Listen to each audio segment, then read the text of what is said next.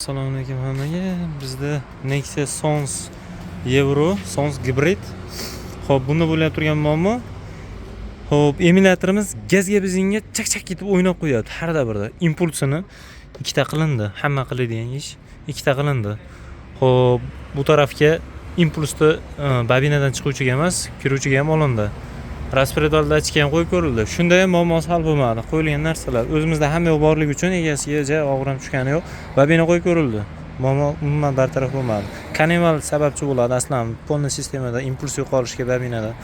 Bu ham bundan ham chiqmadi. Xo'p, keyingi nimasi? Glavniy masalalarni ko'rildi, unda ham bo'lmadi. Undan keyin xo'p, yangi miya bor edi o'zimizda hapiji.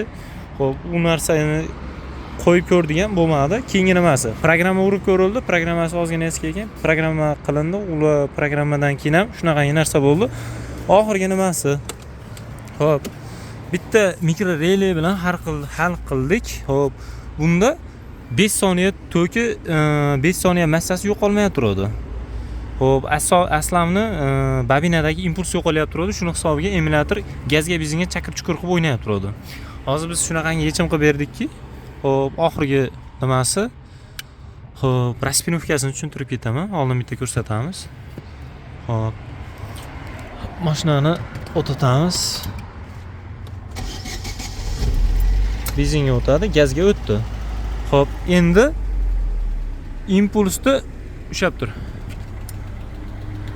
Xudo xolasa hamma yo'q idealni bo'ldi. Xudo xolasa mana impulsni uzib qo'ysak ham mana endi o'ynamaydi bu narsa.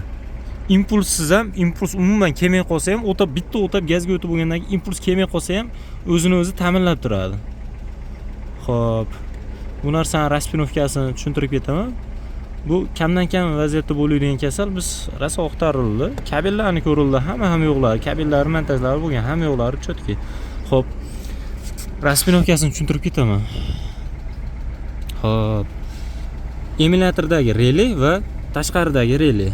Xo'p, emulятordagi relayni 85-noshkasi olib kelamiz, tashqaridagi relayni 87siga beramiz. Xo'p, tashqaridagi relayni xo'p 30 va 85-noshkasini olib kelamizda premium massaga beramiz. Keyingi nimasi?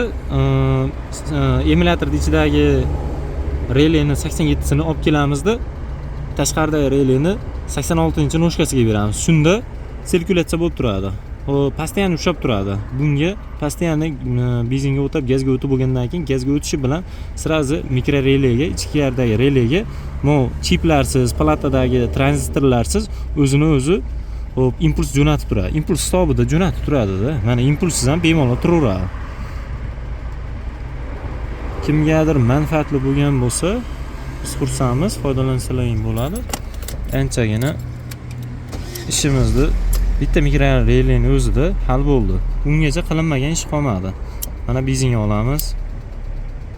Mana gazga olinadi. Ushab turaveradi, impulsiz o'taveradi mana.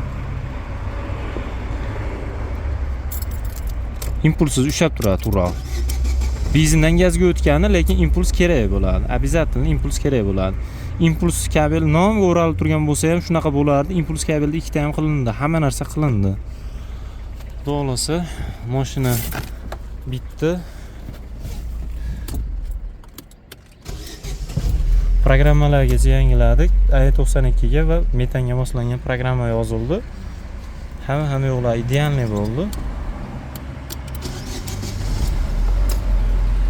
Chotki bo'ldi. Xudo xolasa hozir o'tab turibdi, gazda turibdi.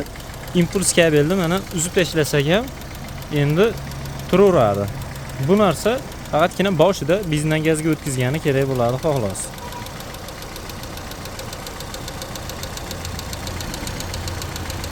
Bu narsani chiroyli turib yig'ib olamiz. Endi xudo xolasa ishlari bitdi. Kimga shunaqa xizmatlar kerak bo'lsa, bemalol aloqaga chiqib kelaverasizlar. Ishxonamiz mana shu joy. Bu yoqda mol bozor, bu yog'i to'da, taxta bazalar bor. Bu yoqda G'ulomota choyxona, bu yoqda Shoh kaboblarni to'g'risida. Afishamiz mana shu bo'ladi. Avtoelektrik 1224. Xizmatdamiz, kelaverasizlar.